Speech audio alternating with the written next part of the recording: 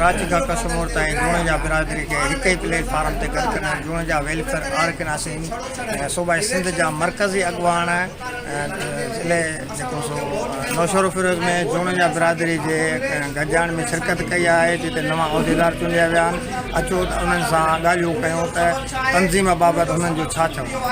अॼु ॾाढी चूंड थी वई आहे। असां जेको आहे 3 ॾींहंनि खां निकितल आहियूं। पहिरें ॾींहुं दादू जो प्रोग्राम हुयो, वरी उन ॾींहं ते जेको आहे साॻे ॾींहं ते कंबर शदाद खोड़े प्रोग्राम हुयो, ॿिए ॾींहं ते लाड़काणे जो अॼु हिते पहुता आहियूं। हिन खां पोइ वरी जेको आहे खैरपुर मीरस जो प्रोग्राम आहे असांजो इहो जेको मिशन आहे त जूने जा बिरादरी खे हिकु प्लेटफॉर्म ते गॾु कयूं। उहो अलहमदिल्ला असां पंहिंजी कोशिशि में जारी सारी आहियूं। तव्हां सभिनी माइटनि जी जेको तव्हां असां सभिनी जूने जन भाइरनि जूं जेके असां सां गॾिजी कल्ह तव्हांखे वॾी ॻाल्हि थो ॿुधायां त जेको ॾोकिरी जूने में हेॾो वॾो खून रेज़ी हले पई ऐं उन में काफ़ी दुनियूं इन्वॉल्व थियूं त बाबा नथा ठहनि, पर कल्ह असांखे तमामु घणी ख़ुशी थी। असां ॿिन्ही धुरियुनि वटि वियासीं ऐं ॿिन्ही धुरियुनि खे फ़ैसिले जे लाइ राज़ी कयोसीं। इहा असांजी वॾी कामयाबी आहे।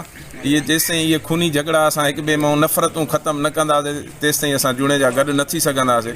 निकिता आहियूं जेको नारो खणी त इंशा अल्लाह ताला असां पंहिंजो हिनखे इबादत सम्झी हलायूं पिया। हिन तंज़ीम खे असां कॾहिं बि हिन में को मफ़ाद न रखियो आहे, तो इंशा अल्लाह ताला असांखे कामयाबी मिलंदी। चेयरमैन एजुकेशन कमेटी जूने जा वेलफेयर ऑर्गेनाइजेशन सिंध, मुंहिंजो इहो पैगाम आहे बिरादरी जे माण्हुनि जे लाइ त जेकॾहिं तइलीम जेका आहे उहा तमामु ज़रूरी आहे।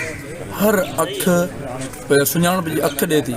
तइलीम जेका आहे माण्हू खे शऊर ॾिए थी त असां हिन में एजुकेशन जे हवाले से पूरे पाकिस्तान लेवल ते इहो कमु करियूं पिया त जंहिं बि जूने खे जेका मदद जी ज़रूरत हूंदी उनखे जेके टैलेंटेड छोकिरा आहिनि या छोकिरियूं आहिनि उनखे स्कॉलरशिप जी ज़रूरत आहे त असीं उनखे स्कॉलरशिप बि ॾियारींदासीं। ऑर्गेनाइज़ेशन जॾहिं वजूद में आई उन खां अॻु में इहो महसूसु थियो पिए जूने जा बिरादरी हिकिड़ी मायूसीअ जो शिकार हुई ऐं जूने जा बिरादरीअ में जेके मसइला मसाइल हुआ उहे तमामु घणो उरूज वठी रहिया हुआ। पर जंहिं टाइम खां तव्हां ॾिसो जूने जा वेलफेयर ऑर्गेनाइज़ेशन पंहिंजो बुनियादु रखियो आहे, उन टाइम खां वठी हिन वक़्तु ताईं हिकिड़ी जूने जा बिरादरी में ख़ुशी जी लहर आहे। मुकमल कयूं था इंशाअल्लाह। सुभाणे ताईं पूरी सिंध जा जेके ज़िला आहिनि मुकमल थी वेंदा ऐं उन खां पोइ मर्कज़ जी चूंड थींदी। नाज़रीन, अमां ॿुधो त जूने जा वेलफेयर ऑर्गेनाइज़ेशन जेको सो ज़िले नौशहर में अॻुवान आया, ज़िले क़यादत जेको सो हवाले सां हिननि उहिदेदार चूंडिया ऐं उन जा जेका असां राय ॿुधा। ग़ुलाम मुस्तफ़ा जूने जो आवाम जो सहारो।